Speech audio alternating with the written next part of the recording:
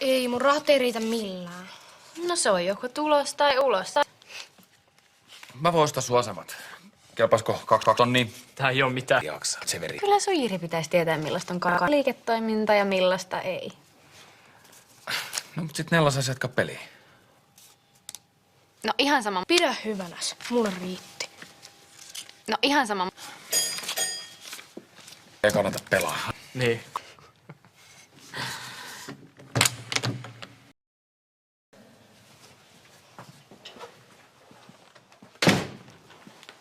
Mennäänkö?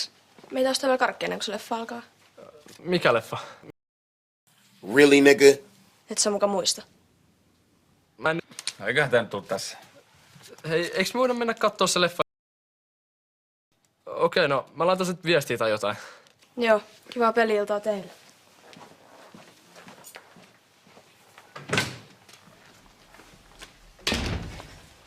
Eikö sä halunnutkaan olla violankaan? Mieluummin mä vien sun rahoja. Ja muutenkin me pelataan niin harvoin. Toikin on aina töissä. No, haluaisit seiskö vielä ostaa ne asemat? Joo.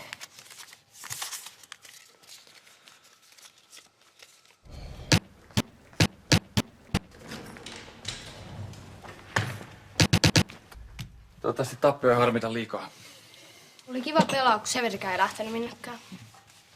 Hei, tekin voisit tulla auttaa sieltä. Niin just. Köyhät kyykkyy. Miten musta tuntuu, että sulla on vähän huono vaikutus tuohon Severiin? No miten niin? Mähän vaan näytän sille, miten elämässä pärjätään. Ja sit sä voisit varmaan näyttää, että miten naisia kohdellaan. Ai miten niin muka? No se olisi halunnut sunkaan treffeille. Ei ne ollut mitkään treffit. No eipä vissi. Ei vinkku. Mun tyttöystävä. Mä oon Iola. Olisi kiva pitää näitä peli-iltoja vähän useamminkin. Vai mitä? Joo, kyllä mulle käy. Ainakin kun Jiri on kotona. Ja Alissa.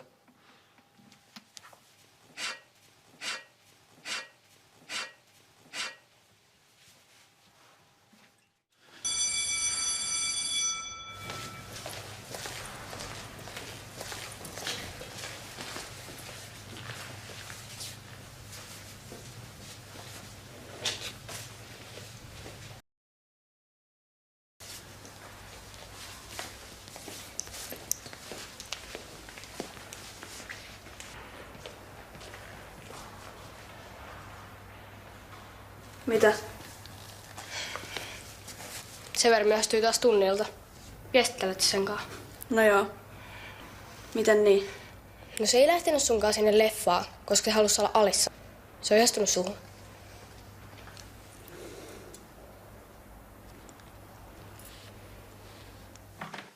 Ole hyvä. Kiitos. Lari tulee pari viikon päästä takas töihin.